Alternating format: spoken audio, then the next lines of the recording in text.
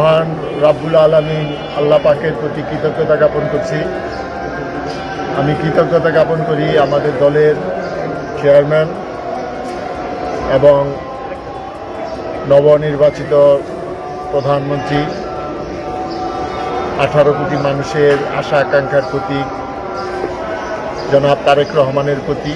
নারায়ণগঞ্জ একটি অত্যন্ত পুরাতন শহর, ব্যবসা বাণিজ্য সমৃদ্ধ শহর, বাংলাদেশের জাতীয় আয়ের একটি বিশেষ অংশ এই নারায়ণগঞ্জ থেকে আসে।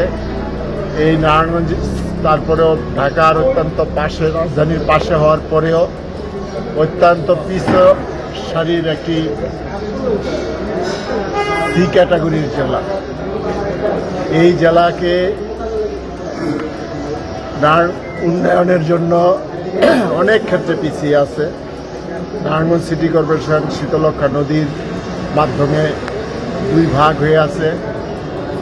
বন্দর ঘাট, নবীগঞ্জ ঘাট সহ বিভিন্ন ঘাটে গেলে বোঝা যায় যে নারায়ণগঞ্জের মানুষ এই নদী পারাপারের ক্ষেত্রে কত কষ্ট ভোগ করছে। আজকে নারায়ণগঞ্জ শহর একদম ধুলাবালির শহরে পরিণত হয়েছে। নারায়ণগঞ্জ শহর যানজটের শহরে পরিণত হয়েছে। এই অবস্থা থেকে আমি মনে করি পরিত্রাণ পাওয়া উচিত। আমি একটা অল্প সময়ের একটা প্যাকেজ তৈরি করব এবং এই যানজট সমস্যা, এই ধুলাবালির সমস্যা এবং নারায়ণগঞ্জের যে শৃঙ্খলাটা সেটা ফিরে আনার চেষ্টা করব। আমি এই সবাইকে বলতে চাই, কিশোর গ্যাং, সন্ত্রাস, মাদক, এটাকে আমরা জিরো টলারেন্স হিসাবে নিয়ে এটাকে নিবৃত্ত করার জন্য আমরা সর্বশক্তি নিয়োগ করব ইনশাল্লাহ।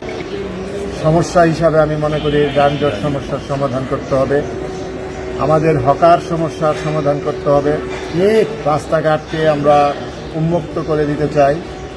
আমরা চাই এই নারায়ণগঞ্জের যে মশা, যে জলাবদ্ধতা সহ যে সকল সমস্যাগুলি আছে সেই সমস্যাগুলি চিহ্নিত করে সেগুলি সমাধান দ্রুত করার চেষ্টা করব ইনশাআল্লাহ।